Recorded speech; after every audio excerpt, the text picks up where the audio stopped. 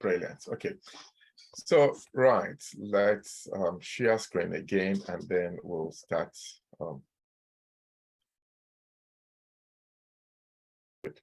Right. So, by way of introduction, I'm Dr. T. Ayodele Ajayi. I'm a consultant psychiatrist. I work in the NHS, and I'm also the convener of the Tripart Care Emotional Wellbeing Hub.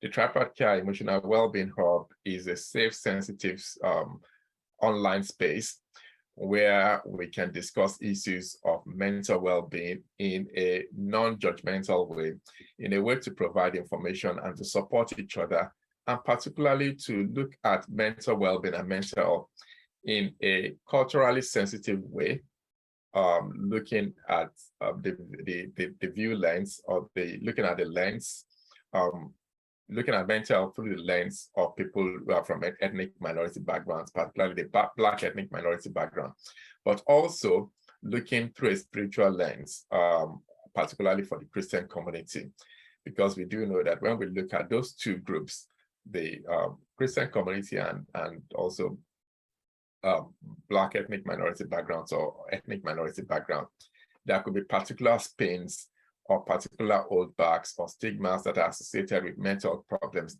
that need to be addressed in a sensitive way. So this is what Tripart Care Emotional Wellbeing Hub is about. And particularly also, we pay attention to our young adults. And I usually say that the surveys that were carried out by the Office of Health Improvement and Disparity post-COVID actually showed that young adults in the UK, particularly between the ages of 18 and 34, reported that they were most adversely affected by the negative impact of the lockdown on their mental well-being. So basically what that means is that the younger adults actually the impact of the lockdown was very damaging on their mental well-being.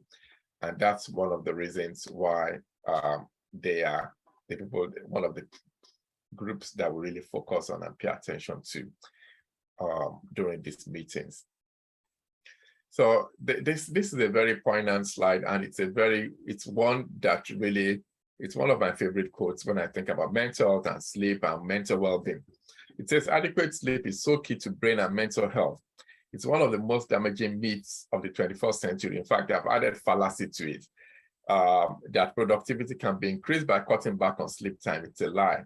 All the evidence, all the research shows that if we really want to remain healthy and want to live long and well in all stratas of our life, physical health, mental health, social well-being, relationships, everything, business, productivity, career progression, everything, all research in those spheres have actually shown that quality sleep is very, very important. So that's why I'm very happy that we are taking on the issue of sleep tonight. It's a very important one to take on. So, like I said earlier, for those who are just joining us, I'm Dr. T. Ayodele Ajayi. I'm a consultant psychiatrist, and I work in the NHS, also the convener of the Tripart Care Emotional Wellbeing Hub. There are other things that I do outside of the NHS. For instance, I sit on a number of boards of charities, and I do have the privilege of being chairing a number of them. But also, I do also run a mentoring organization for young people from ethnically and socially disadvantaged backgrounds who would like to attend medical school. They would like to make medical school applications. So we match people to mentors. We support them in considering their application, thinking through their personal statement, coaching them for interviews, and just being the cheerleader that they need to help them to go through the process of getting to medical school. So all of these things are things that we do in supporting people. And of course, I do also write a regular column. Currently, I write one, but very shortly, I'm going to be a columnist in two publications. One of them is a London Christian community newspaper, Testify magazine, where I write a monthly or twice monthly column on mental health and as it relates across board to the Christian community. And I've also been a regular columnist on the Keep the Faith magazine, which is also going to become a more regular thing now, where I will have a column where I will be writing on mental health and emotional well-being, particularly looking at the view lens of the Christian community. So that's my contact details. Usually people's, I get quite a number of correspondences after some of these meetings. People want to ask questions, they want to get in touch. The email, that's the email address. We also have a YouTube channel. The YouTube channel is, it's a channel that we populate frequently, and we upload all these videos from the past. You could go there and see the past videos from the mental well-being workshops that we've had. And you could also expect that today's video will be uploaded when it's been edited. Also, that's my Facebook page, and that's my LinkedIn page for those who want to make business contacts. So I want to start by saying that this event is for public mental health education purposes only. I've done my due diligence to make sure that the information provided, I've cited several sources and bringing in my own clinical experience as a psychiatrist who has practiced psychiatry in the UK for the last 22, 23 years. All of those I'm bringing into today. But despite that, this is not a personal consultation of any sort. It's strictly a public mental health education event, and it's not meant to provide any consultation or any doctor-patient relationship. Should there be anyone who wants that sort of thing, your mental provider or your GP to start with, your GP in the UK and your family physician in the United States or Canada will be the very first place to start in order to establish those relationships. I've done my due diligence, but like I said, this is meant to be for public education only, and also that these events will be recorded and that they will be featured on social media. It's important that everyone is aware of that. I also want to say that I'm not a sleep scientist. Very clearly written on when I was advertising this, I am only looking at sleep as it relates to mental well-being.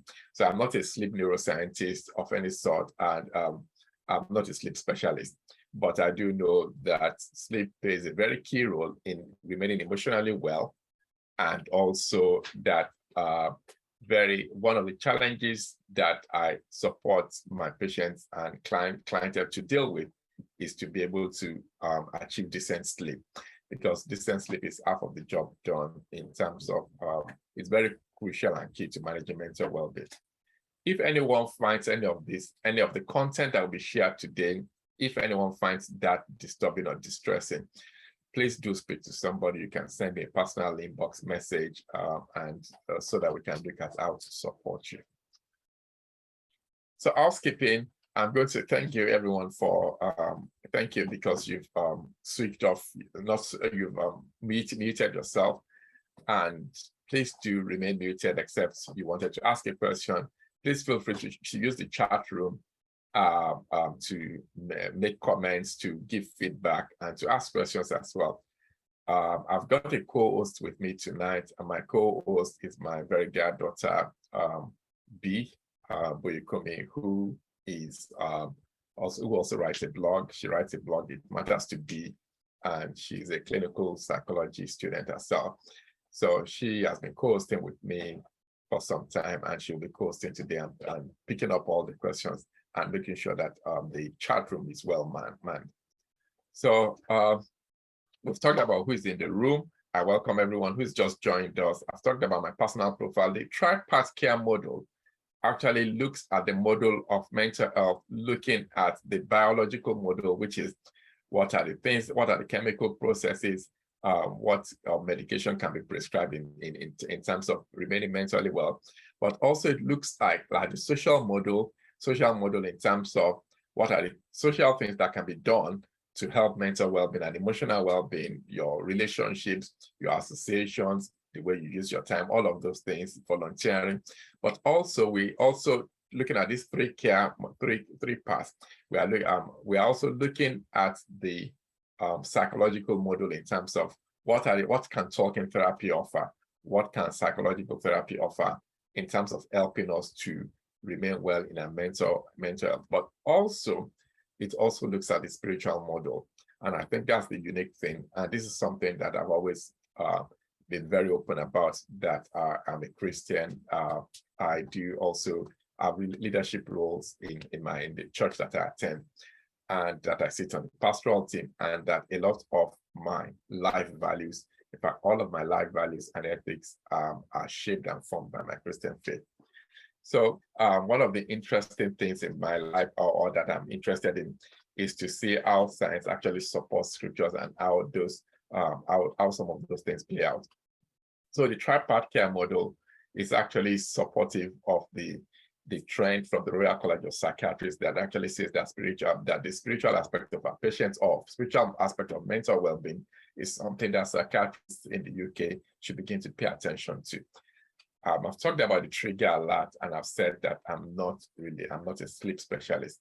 So what are we going to cover today? Science of sleep. The more I know, sometimes when you know about the chemical processes or the things that are behind the scene that take place, you pay more attention to an activity, to an event.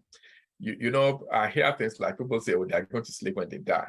Or they say that who needs to be, sleep is not for strong men. That strong men don't, that you can cheat on sleep and continue to cheat sleep. But actually, if we look at what happens on the cellular level in the brain and in the body when we sleep, we'll have a different attitude completely towards sleep. Since I've started paying attention to sleep, I actually wrote an article in the Testify magazine less than a year ago about sleep. Testify newspaper, is sleep the elixir of life? And doing the research on that particular article just made me even more aware of the need, what I've always believed, that sleep is a very key thing as one of the foundations and pillars of good health. So we're going to look at the science of what actually happens when we sleep. We're going to look at what happens when we are sleep deprived or when we have a poor sleep. We are going to look at sleep and certain substances, sleep and caffeine, sleep and alcohol, sleep and sedatives. What do we need to know? Sleep hygiene techniques is about what are the things that we can do, tips and thoughts on really getting a good sleep. Sleep and time management. I really believe that if you can't manage your time, you can't manage your sleep. Because if we have too many to do on our list, and by the time it's bedtime, we still have 3, 4 things that need to be ticked off the list, then that's just going to eat more and more into our bedtime. So I usually say that the time to start thinking about how to sleep well tonight is as soon as you get out of bed. I know that sounds really very reductive. It sounds very very inclusive. It sounds too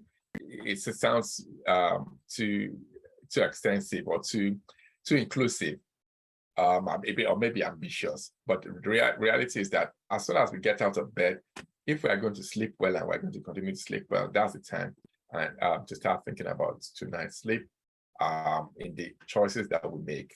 And then sleep resources, I'm going to share a few of them. So what exactly is this sleep thing?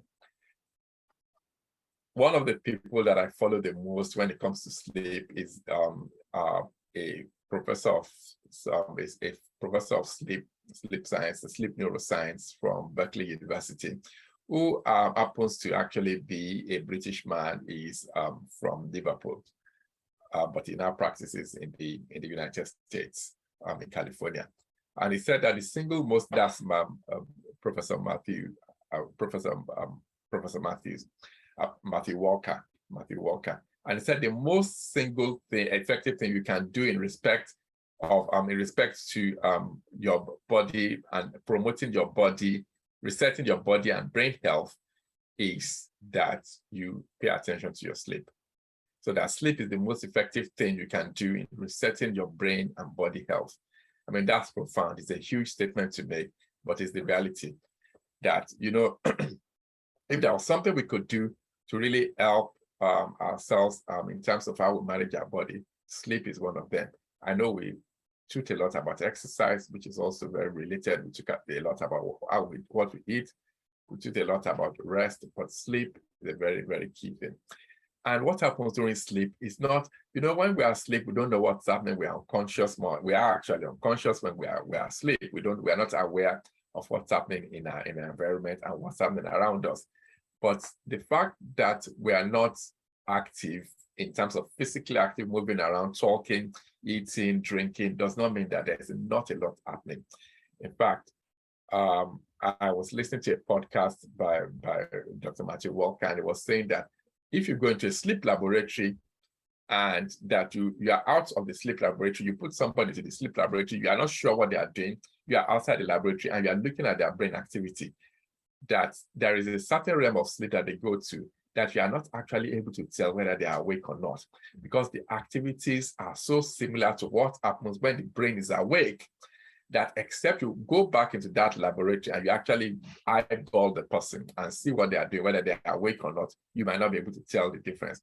Which means that really sometimes when there's a lot of activities that take place when we are asleep. There's a lot of neurochemical changes that take place, a lot of physiological changes that take place. And that's a far cry from the impression that we have that when we are asleep, everything is just quiet. Sometimes it is, but not all the time. And these are things that we're going to go into.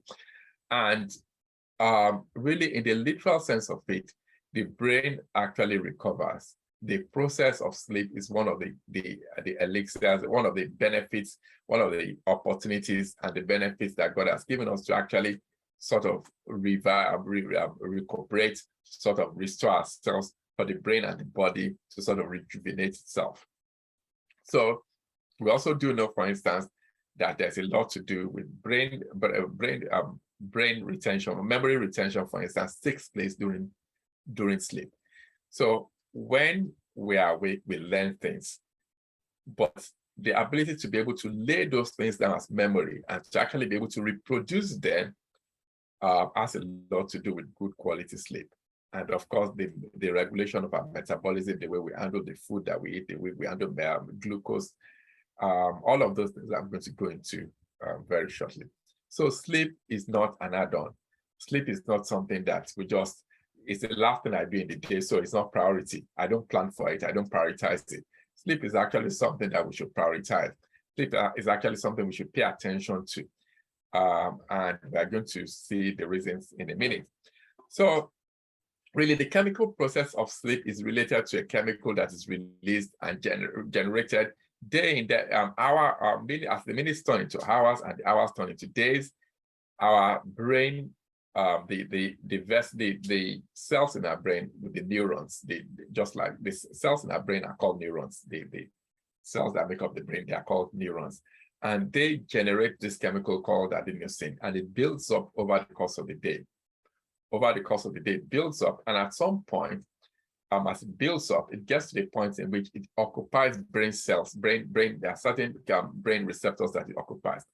And when it's sufficient enough, when we've built up enough adenosine in our brain, it sends a signal to the brain that it's now time to go to bed. And that's what happens. That's what then initiates the process of really being able to sleep. So this chemical is very key. It builds up over the course of the day, sufficiently to the point in which it occupies enough receptors in the brain, and the brain then gets the signal that it's time to go to sleep. And that's when the natural processes of sleep are initiated. Broadly, broadly, we have two states of sleep. There's what is called the non-REM. I'm sure you would have heard about REM and non-REM sleep. REM, R-E-M, is an abbreviation. It means rapid eye movements. So there's the non-rapid eye movement sleep, and there's a rapid eye movement sleep. And we're just going to try and dissect that a little bit tonight. And all of this, I want to keep it as simple as possible, but it's just to also for everyone on the call to understand the complexity of what it entails when we are sleeping. So the two states of sleep, non-REM. The non-REM sleep is called the slow wave sleep, because really when we get into non-REM sleep, there's a period when we're just in the twilight zone, when we're just between being awake and being asleep before we then drift off to sleep. And as soon as we drift off to sleep, what happens is that our brain waves become very slow. Everything just slows down. The blood pressure drops, the temperature drops, the breathing rate drops, everything just goes down. the pulse rate drops, everything sort of goes into a slow state. And then we enter into a light state of sleep, which is still in the non-rapid eye movement sleep. The non-rapid eye movement sleep is called non-rapid eye movement because during that period, everything is slow, but more importantly, the eye does not move the eye is not involved in rapid movement, which is different from the second phase of sleep, which we are going to talk about. So we go from pre-sleep, where we are just in the twilight zone, you are still drifting up, to when you get into the light stage of the non-rapid eye movement sleep. And then you then enter into a deep phase of the rapid eye movement, non-rapid eye movement sleep. All of this period is still marked with periods of slow wave. However, as the night progresses, we actually get into what is called a rapid eye movement or paradoxical sleep. The rapid eye movement period is marked by two things. One of them is that everything speeds up again. So the blood pressure goes up, the heart rate, the breathing, everything speeds up again. But not only so, this is also the period where we dream. This is also the period where there are a lot of chemical processes. This is the period where the growth hormone, for instance, which is responsible for regulating our metabolism, this is the period when it goes up, when it's increased. It's actually a period when the hormonal system repairs itself. It's also the period when the brain clears itself of toxins. So there's quite a lot in the period where we dream. But there are two major things that happen over this period as well. What happens is that our eyes enter into very rapid movements, horizontal movements, where they move from left to right over that period. And that continues for some time. And the other thing, apart from the rapid eye movement, horizontal movement, is also that the muscles of the body are totally paralyzed. All the voluntary muscles of the body, the skeletal muscles of the body, the big muscles of the body, apart from the involuntary muscles that control our breathing, that control our swallowing, all of those are still preserved. But the skeletal muscles, and people have wondered that why does the body just suddenly go quiet like that during REM sleep? Some people have said that's the period, that's the way that God makes sure that we are protected in terms of, because if you go into a deep REM sleep and you are dreaming of maybe you are an athlete or you are just flying over somewhere, that actually if your muscles are still active, if your muscles are not paralyzed, perhaps you could actually wake up out of that sleep and actually do the things that you thought you were doing in your dream. And how damaging that could be. For instance, somebody who lives on a third floor apartment and they then think they are Batman and they fly off the. So all of those things are ways of actually preserving us. So many things, the detoxification takes place, the dreaming takes place, memory lane. That's when the things we learn in the day, that's when it's laid down as permanent memories.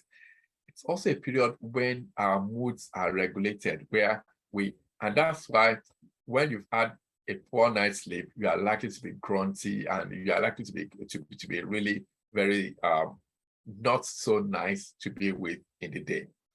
So if you find that you are irritable in mood, that could actually be because you are cutting down on night sleep. The other thing that we also do know about REM sleep is that that has been associated with longevity. That the better the quality of your REM sleep, the rapid eye movement sleep, this latter part, that actually the longer longevity has also been associated with that. And what happens with sleep is this, that we sleep in 90-minute cycles. So every 90 minutes thereabout, you repeat that cycle in which you go from light sleep, slow wave sleep to deep slow wave sleep, and then you enter into the paradoxical rapid eye movement sleep. So that cycle is repeated every 90 minutes. But the interesting thing is this, that in the first part of the night, your sleep tends to be predominantly of non-REM type. But as the night wears out, with each 90-minute cycle, not 90 seconds, 90-minute cycle, the amount of rapid eye movement sleep increases. So that means that as the latter part of the night is when you tend to dream more. It's when you tend to have those experiences, because the contribution of that REM sleep to the cycle of the 90 minutes gets bigger and bigger.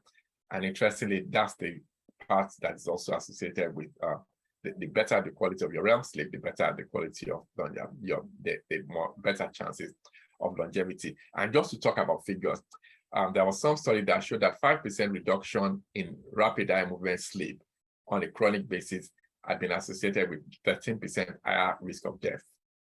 So these things are really, they've been measured in the lab, and they are really things to pay attention to. So what do we also know? When I talk about sleep like that, the thing I then hear is people say, oh, so what is good quality sleep? How much will I be sleeping for? To start with, in the UK, for instance, according to the UK Sleep Council, they say 40% in the UK, 40% of UK people in the UK suffer from sleep issues, and 25% of school children do not get enough sleep. That's huge. So 1 out of every 4 school child is not getting enough sleep. And when very soon we are going to look at the age differences and what that means for sleep, that's not very good, because we know that poor sleep in children is associated with poorer retention, poorer concentration, poorer performance in school, poorer attainments in education, and also poorer relationships. So really, it's important that young people sleep well, that children get maximum sleep. So when parents are encouraged to maintain bedtime, it is for a reason. So the other thing we know about sleep is that optimal sleep is not just about quality, it's not just about quantity, because I have people say, well, how long should I sleep for? It's not just about quantity, it's not just about quantity, but also about quality. Because frequently interrupted sleep, or sleep that is induced by certain chemicals that people think, oh, that sends me to sleep, or that prevents me from sleeping. What people actually find is that on the long run, it could have detrimental effects on them. So it's on unbroken sleep, it's good quality sleep, deep sleep, where you have all those components that have not been affected by any chemicals, that are actually very important for going forward. So now the other question is sleep. The other thing to note is that sleep requirements vary over the course of our life till adulthood. On the overall, people used to think that, oh, the elderly people don't need more as much sleep as the younger adults or adults, but that's not true. What we do know is that people who are younger, from infancy, from neonatal period to infancy, your sleep need decreases, but by the time it gets to an adulthood, it's about the same. And usually they say on the average about 8 hours is adequate for adults. But what we also do know is that it's peculiar to every individual. You are the one that will know. So when you get out of bed, if you constantly feel tired during the day, you feel like you need a coffee fix to get through the day, you feel like you need a nap to be able to carry on during the day, your concentration is constantly dwindling, and you just feel, and sometimes you feel groggy, you feel really very emotionally unbridled. That might be, or you are constantly yawning for no apparent reason. That might be an indication that you're not getting enough sleep. And it's something, and these days, the good thing about this is that these days there are so many gadgets that we could wear, all these iWatches and electronic watches that can actually help you to monitor your sleep. So really, poor sleep is should no longer be because we are not aware that we are not sleeping well, because really, in this day and age, you can actually know how long you are sleeping for and how well you are sleeping. So older adults require as much sleep as your younger adults. Previous sleep deprivation can increase the need for you to sleep more. But that's also something to be aware of when we talk about sleep hygiene, because sometimes when people don't sleep well enough over the night, they then sleep into the day. But what that does is that it also further jeopardizes their chances of a good night rest.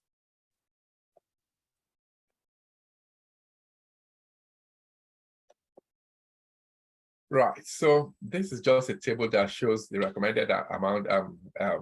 This is from the Mayo Clinic, and it just shows the recommended number of hours of sleep in a 24-hour period in relating to adults. So infants from 4 months to 12 months should be on the average, maybe about 12 to 16 hours, including their naps during the day. And then by the time they become toddlers, 1 to 2 years, that should reduce to about 11 to 14 years, including naps. And as they get older, it progressively gets less and less, to the point in which the average 6 to 12-year-old, that's a school-age child, should be sleeping for 9 to 12 hours at night. And let's also remember that these are very key periods when the brain is still actively developing. So really compromising on sleep time is something that children should not be encouraged to do at all. It's good for them to have regular sleep time. And of course, by the time they become teenagers, I'm saying that over and over again, because I do also know that there's quite a lot of, there's some studies out there showing, for instance, that teenagers would rather concentrate on their social media activities than on sleep.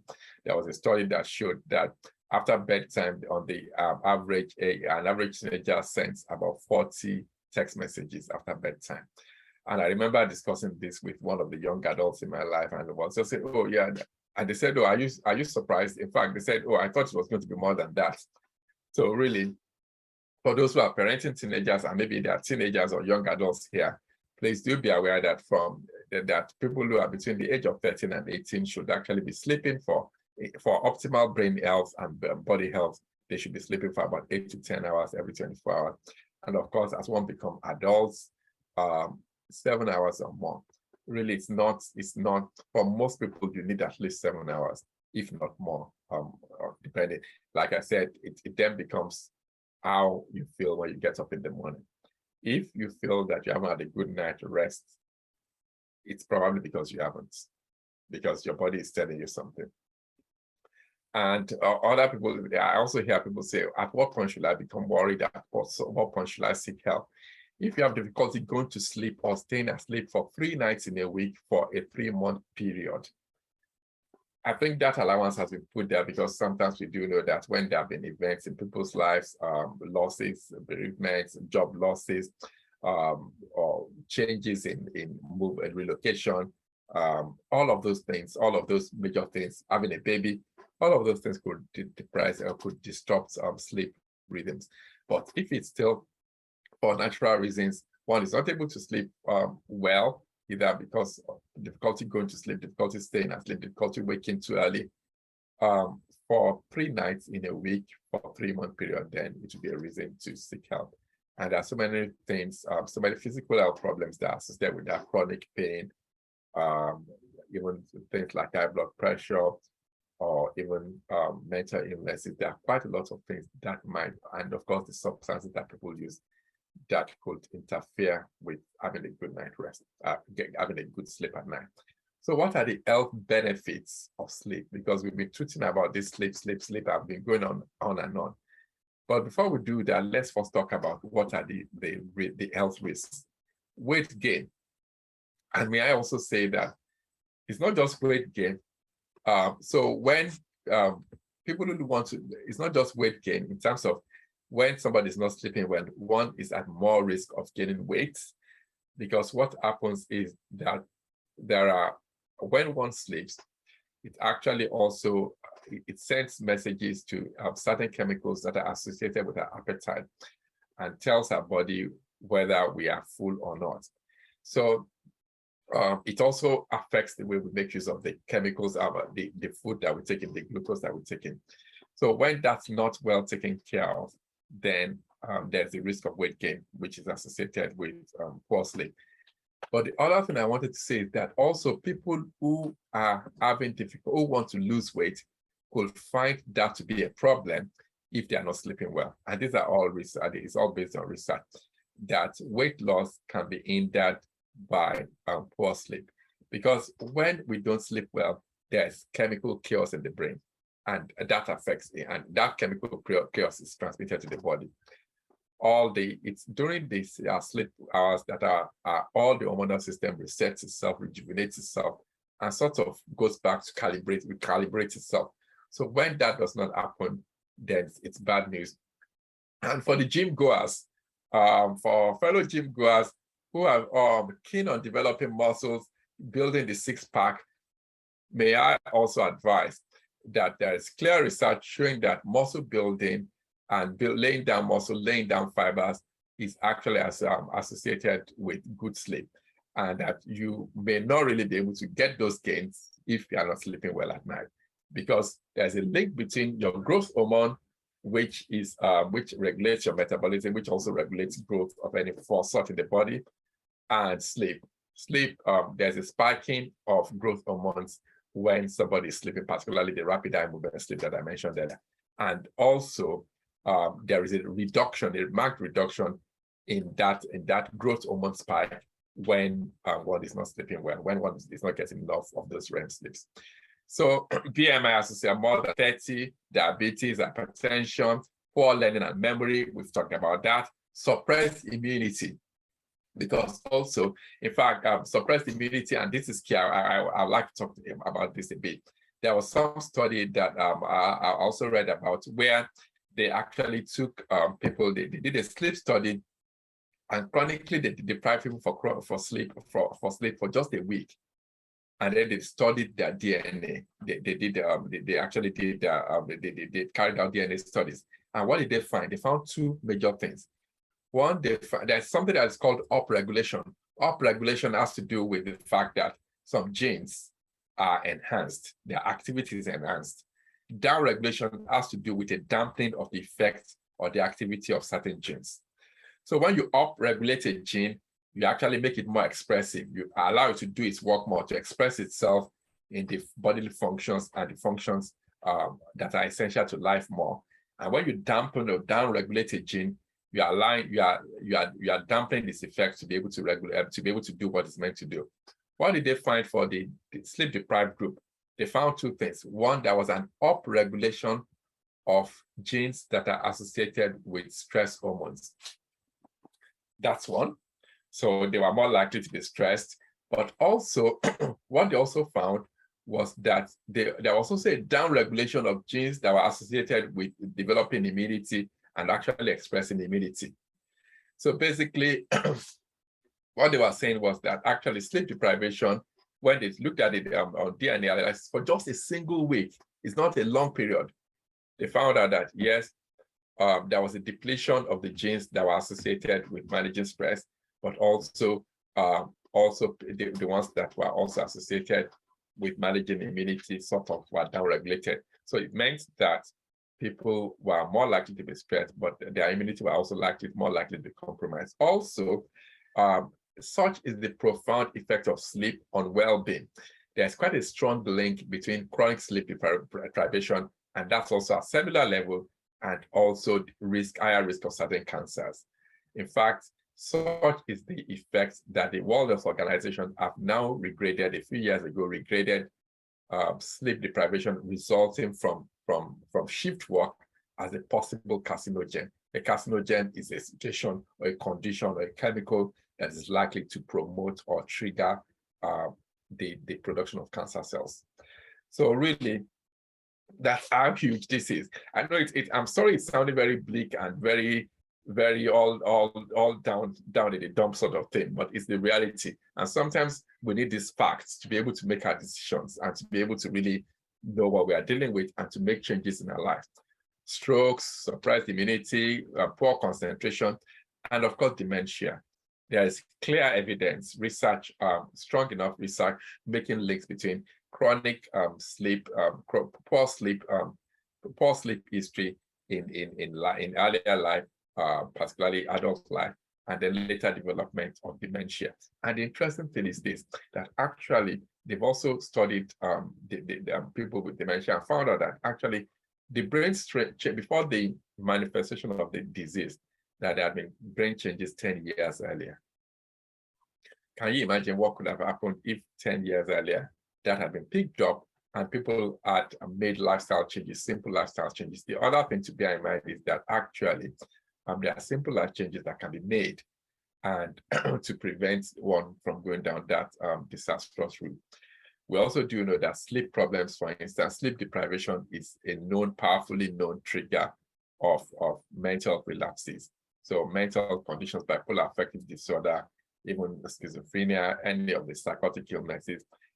Sleep deprivation is not very good for mood problems either, for depression, for instance. All of those are known, and of course, poor libido has been associated with in both men and women, because during the rapid eye movement sleep, that latter phase of the 90 seconds is also associated with the spiking of testosterone.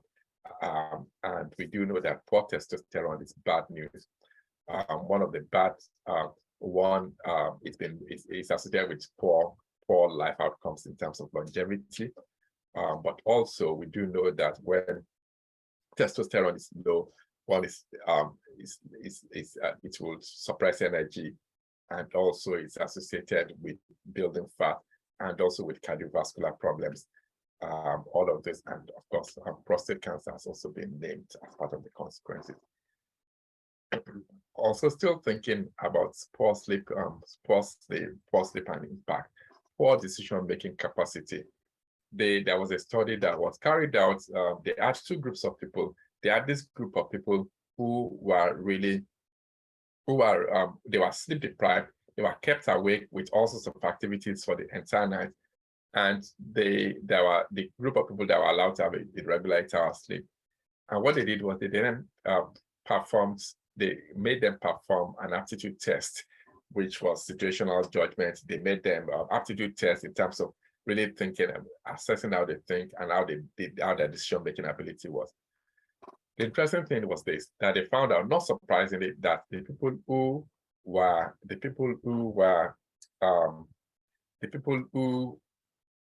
didn't sleep well performed more poorly in the test than the people who slept well, and remarkably so. But this is the interesting thing. When they asked those who were the non-sleepers, that how did you think you did in the test? They said, we think we aced the test. We think we did exceptionally well. They asked the people who slept well, and they estimated themselves to have performed more poorly than they did. The implication of that is, when people are not sleeping well, they tend to be poor. They have a poor, it affects their judgment, and their judgment is distorted.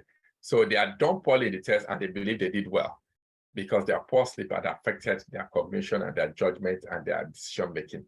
Whereas the people who slept well were more conservative about their estimation, their own assessment of themselves. So poor decision making, and of course that can be related to road traffic accidents, occupational accidents. There's reels and reels of research relating to even medical errors as it relates to poor sleep. That's still something that is very topical.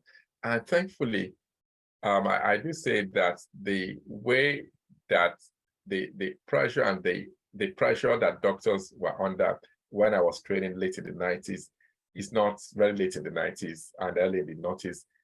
It's not the type of pressure that people face now. We're not where we used to be, where we ought to be yet, but thankfully people are no longer expected to work for 72 hours in a row without any remarkable period of rest. Thankfully, those things are changing, and I hope that we continue to look after our medical community. So this is also another quote: there is no major psychiatric disorder in which sleep is normal. So any psychiatric disorder, anxiety disorder, psychotic illness, every one of them, when there's a study carried out in the lab, it might not be apparent, but when you then go to the lab, you find out that actually there is a distortion. And very quickly, I'm just going to look at a video by the Mayo Clinic. I'm just going to show us a video to look at the benefits of sleep.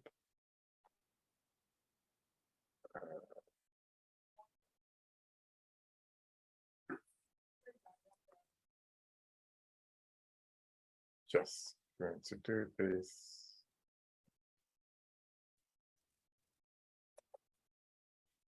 Okay. Yes. Okay, yes, I think it's this one.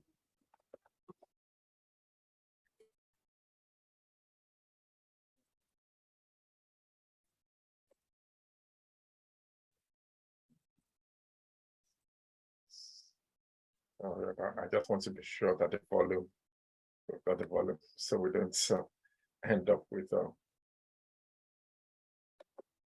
so yes, share the sound, good. And then we go to that, and then we share. Good. Can people hear the volume? Getting a good night's sleep is very important for your emotional health. But during times of stress, our brain can try to stay more activated in order to be on guard against danger, and that can interfere with sleep. Also, during this public health crisis, so many of us have schedules that are so different than usual. And if you're not leaving your home to go to work or school, you might not need to wake up at your usual time or go to sleep at the time that you usually would.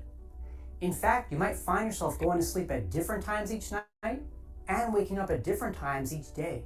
And that can throw off the internal clock that your body has for helping you to go to sleep at a certain time and to stay sleeping until a certain time. So here are 10 tips for getting a good night's sleep. Number 1, have a consistent sleep schedule. Wake up at the same time every morning, even if you don't have anywhere to go. Having a set schedule helps set your body's sleep clock so that it knows when to help you fall asleep at night and when to help you wake up in the morning.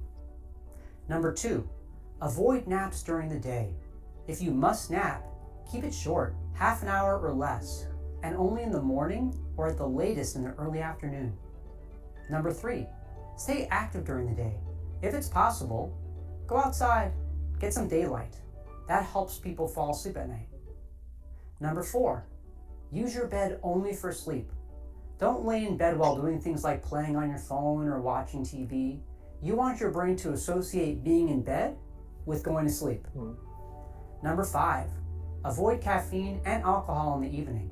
Both of those can affect your sleep quality. Number 6, exercising during the day is great for sleep, but don't exercise too close to bedtime. That can keep you awake. Number 7, take a warm shower or bath around 1 to 2 hours before bedtime. That helps your body temperature drop to a nice level so that you can fall asleep at bedtime. Number 8, eat healthy during the day and don't have a big meal that's too close to bedtime. You want to give your digestive system a little bit of time to work and to digest that meal before you go to sleep. Number 9, around 30 to 60 minutes before bedtime, start avoiding electronics. Cell phones, tablets, TV, computers, all of these are sending a wavelength of blue light to your eyes that can confuse your brain and make it think that it's daytime. So avoid those electronics if at all possible. If you really can't, look on your device for a blue light filter that's going to filter out that type of light. Number 10, have a relaxing bedtime ritual. Each night before you go to bed, do the same relaxing activities in the same order. That's going to help your brain to know when to start producing melatonin to make you sleepy. Here's a few extra tips. Make sure that your bedroom is quiet, dark, and a little bit cool. If other people are being noisy, try using a nice, relaxing sound app or a loud fan to drown out that noise. Also, if there are lots of thoughts in your head making it difficult to fall asleep, try keeping a journal by your bed and write those thoughts down. Tell yourself that those thoughts are now safe in the journal, and I'm not going to forget them. They're right there for me to look at and think about and do something about when I wake up in the morning.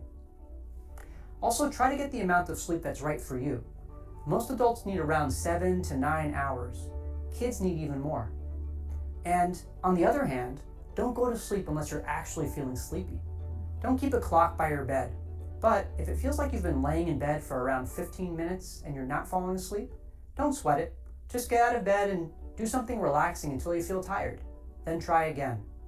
Try using these tips to get a good night's sleep. And remember, it can take some time to create a healthy sleep schedule. So if at first you don't succeed, keep trying.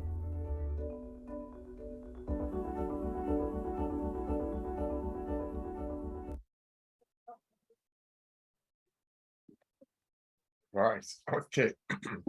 So I hope we found that of benefit, but that's a video I played. I just thought we'll play that, but I also have every single one of those points in a slide. So for the benefit of those who might think, oh, I missed out on what they were saying, all of those things have actually been provided in the slide as well. So don't worry, you wouldn't miss out on it. So that's benefits. That's how to get a good sleep. Let's move on now. So let's think about chemicals and sleep. You know, many times people out of it, maybe because of being desperate or not actually understanding the impacts, the damaging impact that alcohol could have or some substances could have on sleep. People resort to use of these substances to deal with sleep, to try and promote sleep. In terms of alcohol, a lot of people say, oh yes, alcohol helps me to sleep. But the reality is that, to be honest, that's not the case. That's not the case. Alcohol has a detrimental effect on sleep, particularly when it's a couple of hours just before sleep. If it's delayed till a couple of hours before sleep, people say, oh, it helps me to go to sleep quickly, but actually it promotes a state of unconsciousness. It promotes a state of unconsciousness, but not necessarily that it helps you to sleep better. So very quickly, people become unaware of what's happening, but that type of sleep is not really quality sleep. And that's why sometimes people, after they've had a drink at night, when they wake up in the morning, they don't really feel like they've had a good sleep. So it's also associated with more frequent, it's also associated with more frequent interruptions or disruptions of sleep. So that's what's here. It's disruption of sleep. I'm not sure how that got there, the logo. But anyway, so people who drink alcohol or who use alcohol to promote sleep find that for some reason, one, because they use the bathroom more, because they need to go for comfort breaks in the middle of the night, their sleep is more interrupted. But also, it's also been known that alcohol interferes, it impedes or interferes with the REM sleep, rapid eye movement sleep, which is the place where the repair takes place, which is where we dream, which is also where there's a spike of a lot of hormones and where there's a detoxification.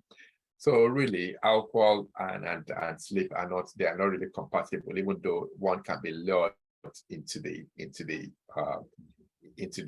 fallacy that it does work. And of course, the other thing is that when people find that it gives them an impression, or it gives them a mirage of sleeping well, they might then become addicted, in which they resort to alcohol to try and promote sleep. And of course, what we know is that very quickly, the person can become dependent, in which they are not then able to sleep at all. But the benefit of the sleep even becomes less and less as time goes on. So, and of course, there's a risk of mental problems associated with alcohol, all the problems, depression, anxiety, psychosis, everything that, of course, dementia in the long term. So really, alcohol is not meant to be used to induce sleep, because it doesn't really, in the long run, in the grand scheme of things, is not helpful. Caffeine is another one people use to try and stay awake.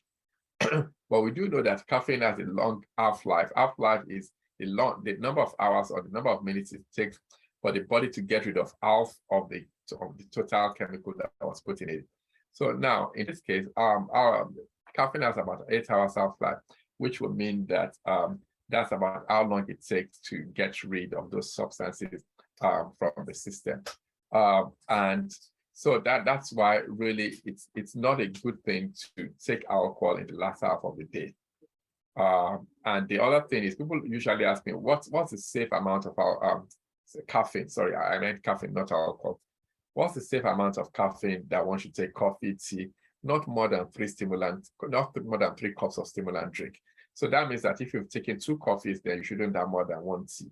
If you've taken 3 coffees, that means you don't have a tea allowance. If you've taken 3 teas, then you don't have it, except it's decaffeinated. And of course, the good thing is decaffeinated coffee these days that you can actually use as well. So we do know the way that caffeine works is that it sits in the area of the brain, the receptors of the brain, where adenosine, which is the chemical that induces that sends the signal to the brain that it's now time to go to bed. It sits in the same area, so it pushes adenosine out of the way and sits in the area where adenosine sits, and it doesn't do the work that adenosine does. So basically, it just sits there occupies the place but does not exert the effect. So, but the challenge with that is adenosine keeps piling up over that period to the point in which by the time the caffeine then wears out, adenosine can then do its job. And that's why sometimes people still find that the type of sleep they get is not a good quality sleep. They find that when somebody has used caffeine, it interferes with the deep REM sleep, the deep type of sleep. It can result in a vicious cycle in which somebody is just going from one caffeine fix to the other to keep awake during the day, and then it spreads, it jeopardizes the sleep at night. The next day, because of the poor night's sleep the day before, somebody stays awake using caffeine, and it's just a vicious cycle that keeps increasing. So increased use of caffeine is also associated with anxiety and with depression. Sedatives. Sedatives can have their place when they are prescribed by a conscious clinician who is aware of the dangers that are associated with them, but also prescribed only for a short term, usually 4 weeks, a stretch not more than 6 weeks. And it's usually for a specific to tide people over a period of acute stress, maybe bereavement, maybe crisis, job loss, intense pressure. That's the sort of thing that, so they shouldn't be prescribed indefinitely, where somebody cannot sleep any night without using sedative, because they become counterproductive. The body develops it's what is called tolerance, where it just becomes like Smarties or like Tribor or like sweets or like mints, because you take them and it doesn't have exactly any effect because the brain has become numb to the effect of sedatives. So it's important to bear that in mind. They can become addictive very quickly, and of course they have also been associated with increased risk of accident, particularly in the elderly. And it's bad news when the elderly fall or when they have accidents, because it's associated with they are more frequently likely to break their bones. And if they do, for instance, we know that fracture of the femur or the fracture of the thigh bone has a 20% mortality. 2 out of 10 elderly people would actually not make it. So simple sleep for better, simple tips for better sleep. That's one that I will also share with us. Hopefully I can find that. Let's see.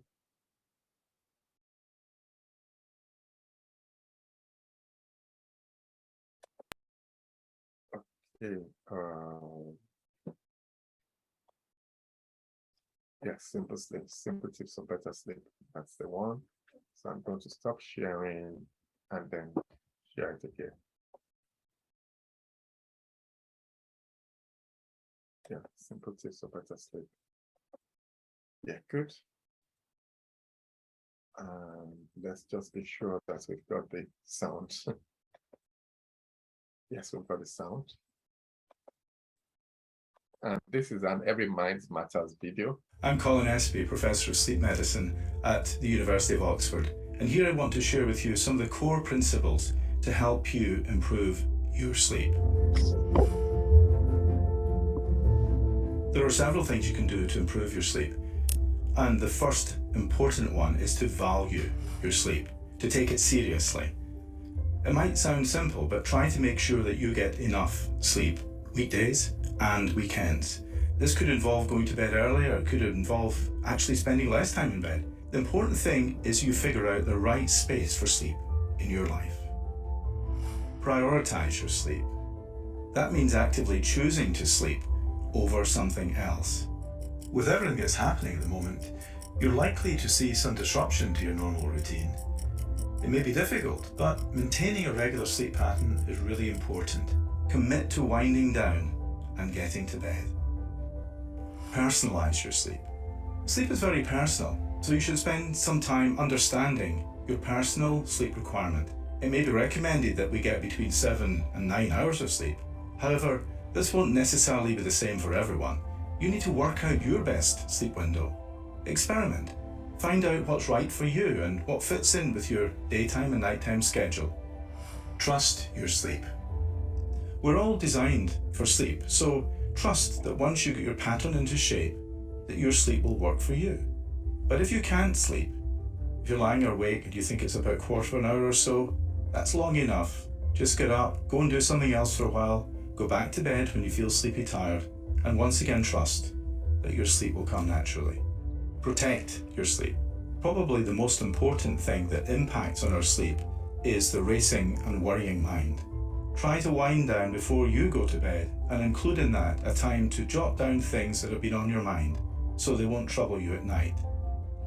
For those of us working from home and having to use our bedrooms to do so, at the end of the day, try to remove all trace of work to revert the bedroom back to being a good sleep environment. I hope these principles help you and that you have a good sleep.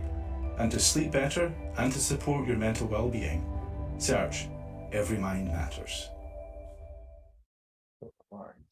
Okay. Right. Okay. So that's very says to protect your sleep, to prioritize your sleep, to value your sleep, and to trust your sleep. So also something to bear in mind in terms of getting a good night's sleep. We're just going to go back to the latter part of this and complete the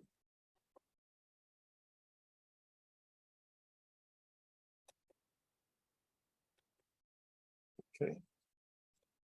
So strategies to improve sleep. A lot of them have been shared already, but I think the one that I want to emphasize is to run your day with sleep in mind.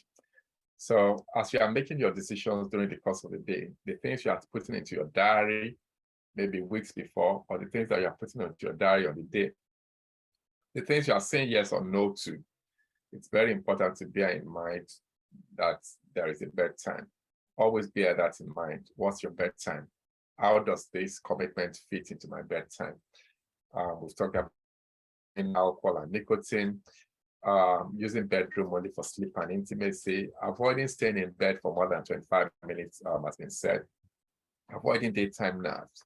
Exercise is good, but rigorous exercise is best avoided in the latter part of the day, at least 2 hours, particularly at least 2 hours before bedtime.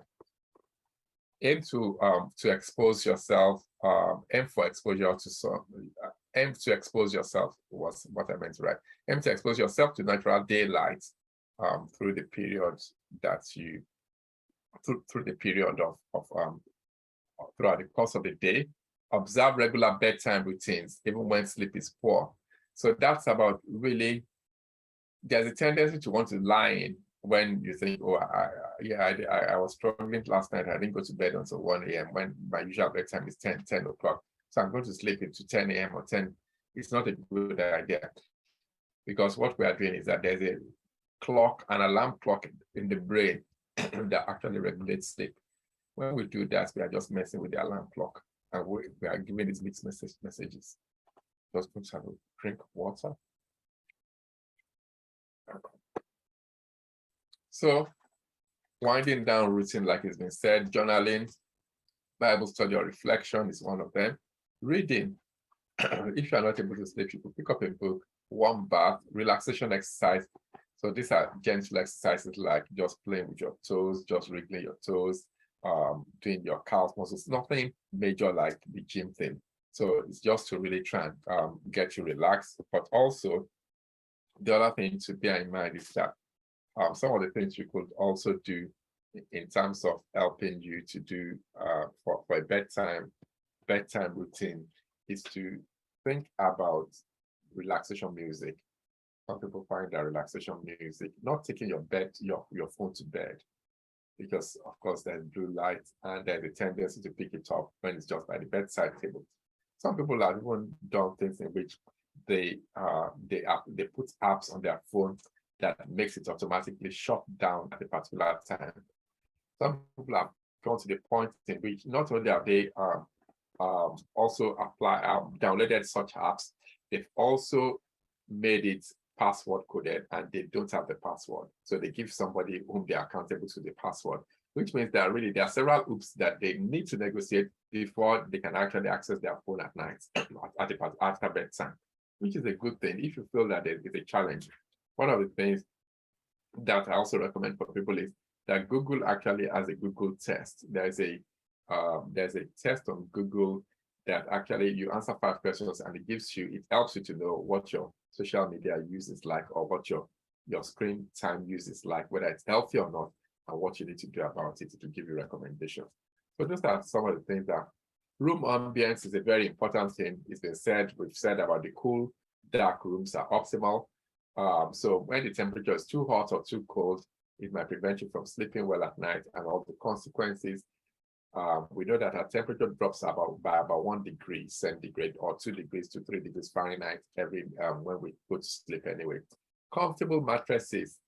There was a study that actually showed that by people changing their mattresses, I think there was a sleep improvement. About 40% of people who change their mattresses to something more comfortable and conducive to them actually reported 40% improvement in their sleep. Avoiding blue lights, like we said. Sometimes you need to use things that are actually physical barriers to distraction, hair plugs, face masks, blinds. Avoid using bedroom for work if possible. But if you don't have a lot of room in the place you live, and then clear out every form of work, every reminder of work when it's before bedtime, and measure and limit your social media time, which is what I talked about earlier. And then managing your time. I believe that there are people who have artificial sleep difficulty. They don't sleep enough, but the reason is because they are not managing their time well. I believe that one of the key things to sleep management is actually time management. If we don't manage our time well, we can't manage our sleep well, because we would have too much to do, either because we spend the time on the things that are not really so important, and we end up having to do certain things that we need to meet the deadline, and we are not able to deliver. So I use these 5 techniques. 1, what are the things that you are doing now that you shouldn't really be doing? You should be declining from source. What are the things that you need to do because they're urgent and important? And it's good to do this exercise after today. If you are struggling with your sleep, and it's because you think it's because you are not managing your time well. I mean, sometimes people are still actively on social media until very early hours of the night and spending hours and hours doing that and eating into sleeping time. Teenagers do that, young adults do that, some adults as well. Those are things that one needs to think about. So what are the tasks that you can delay, that you can carry over till tomorrow? Everyone isn't going to fall down and London Bridge isn't going to crash because you didn't do that task. Because it's not urgent, but it's important. You can carry it to another day. What are the things that you are doing currently that really you've outgrown and you are probably not the best suited for it, and it's eating your time and eating into your sleeping time? Maybe you need to delegate. Maybe you need to train people up to actually take those tasks off you. What are the things you need to delete from your diary completely? Sometimes when I'm reviewing my diary, I just think, oh, now this is something that I don't need to do. This is something that my diary has outgrown, and I don't need I don't need this again. So I just delete it completely out of my diary, and that's something that's one I encourage people to do as well, to delete things out of your diary if it doesn't need to be there again. And now I'm just going to go on to sleep resources. So those are resources. I think some of them are Starling resources, actually. This podcast, if you really want to go, if you are interested in neuroscience and the nitty-gritty of sleep, is a 3-hour podcast and actually dissects sleep. It looks like sleep from every angle and dimension you can think about, and it's by a leading person in the field. And he's also the one that's written the book, Why We Sleep. It's an international bestseller, really also a good book to have to look at sleep. The Sleep Foundation, sleepfoundation.org, lots of resources on promoting sleep, just getting a better quality sleep.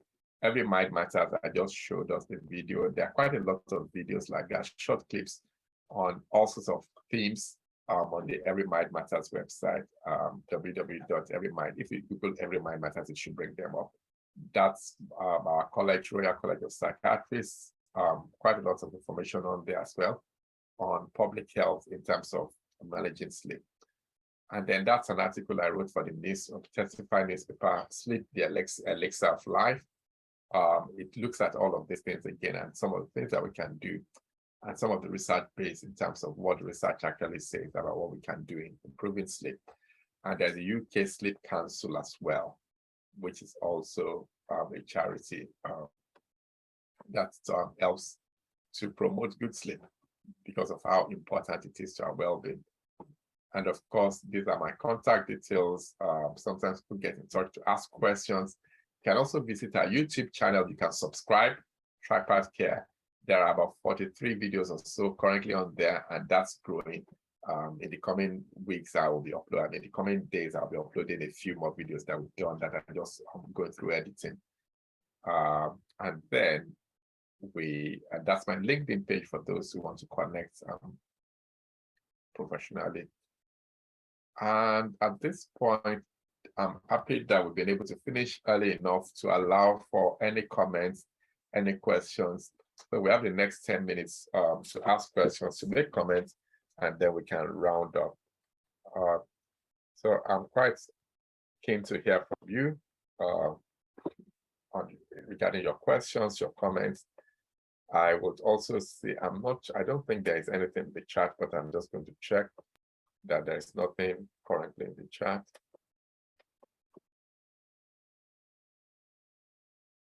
Let's just look at the chat.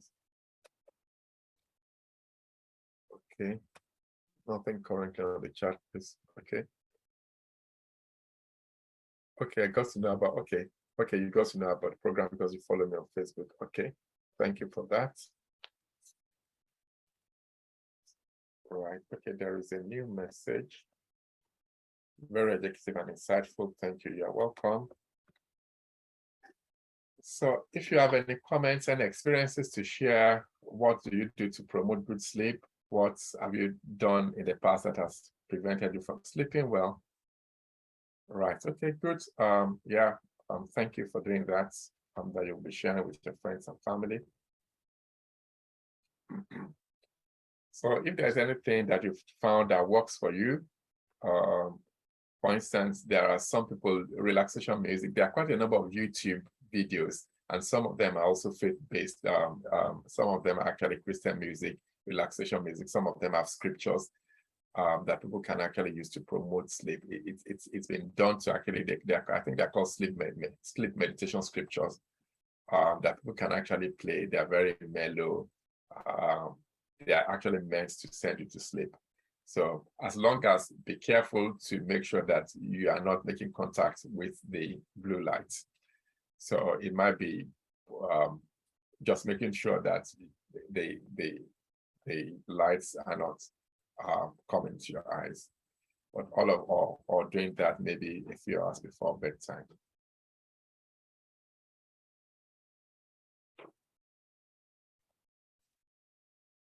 I'm glad to hear. What I would like to also ask us is, for those, thank you, MK, for saying it's very educational and insightful. One of the things I also encourage people to do when I hear such comments is think about 2 or 3 things that are, or it could be 1, 2, or 3. No, I usually say not more than 3 that you want to take home with you and that you're going to apply to your life. And I usually say, try and apply what I call the 4-year approach in terms of archiving those things, writing them down, also actioning those things very quickly. So within the next 24 hours, take action.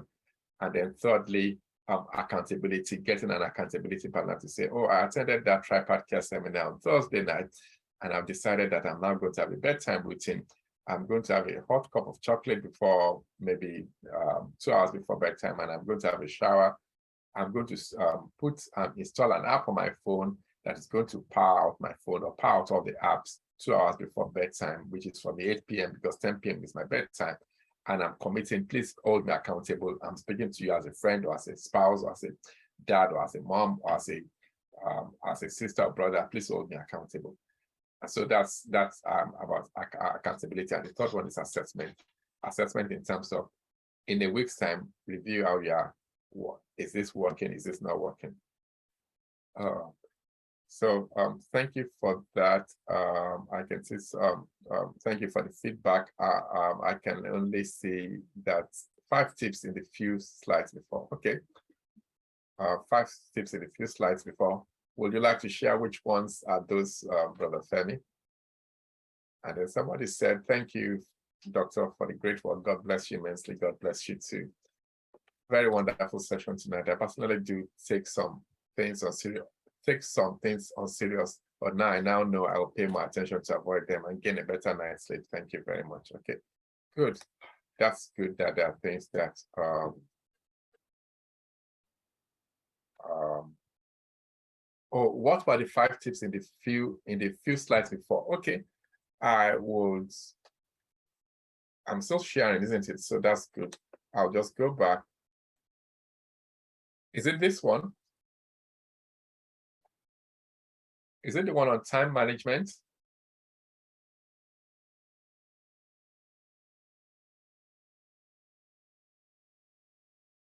I think it's this one because there are 5 of them. Let's see. Yes, okay, good. Yeah, those are the ones. So I'll just move. So that's the one: decline, do, delay, delegate, and delete. I like the delete part because it's amazing when you actually go through your schedule with a fine-tooth comb. It's amazing when you are very brutal and honest about really how important are these things. It's amazing how many things you can move around and actually take out, and you will be the better for it. So that's that.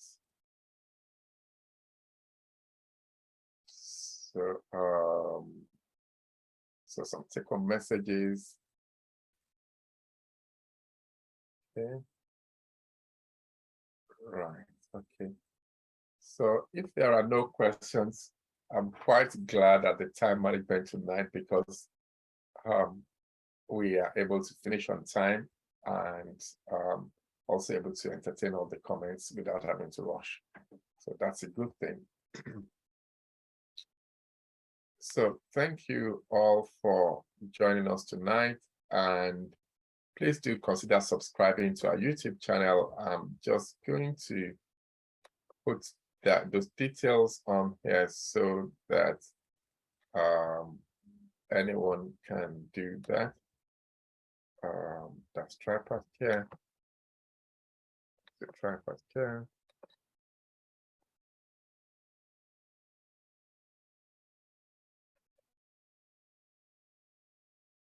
Okay, let's Tripart Care. And I will just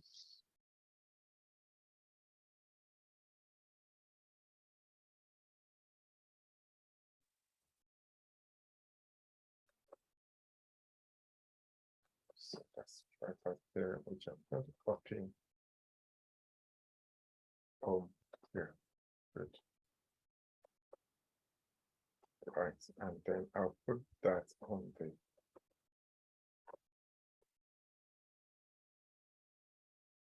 just send that to everyone.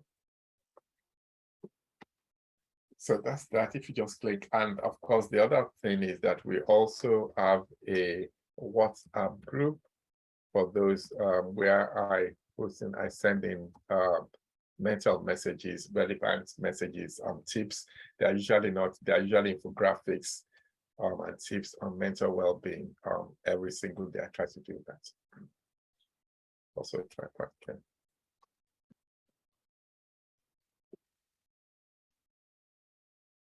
So if there are no further comments or any questions, this would be a good time to call it a date. And thank you everyone for joining us.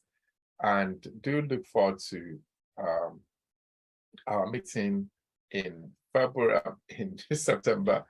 So that's going to be the last Thursday in September, which will be September the 29th. And the title for that evening is going to be resilience building resilience. Resilience is a word we hear over and over again. What does it really mean? What does mental toughness mean? How can we be resilient in our lives? How can we really become resilient, and what does that mean, and how can we do it? And before the end of the year as well, we are going to bring in somebody who's going to talk about psychological therapies. You know, we hear about all sorts of talking therapies, from counseling to cognitive behavioral therapy to psychotherapy, psychodynamic psychotherapy. What do they mean? family therapy, interpersonal therapy, dialectic behavioral therapy, interpersonal therapy. What are all these things, and who needs what, and how do you know? How do you find a therapist if you needed one? All of those things we are going to get is professional in terms of a psychologist to actually come in and discuss those things. So do have a good evening, and God bless you. And I look forward to seeing you in September, on the 29th of September. And please spread the word. And if you are a social media user, the what do you call it? The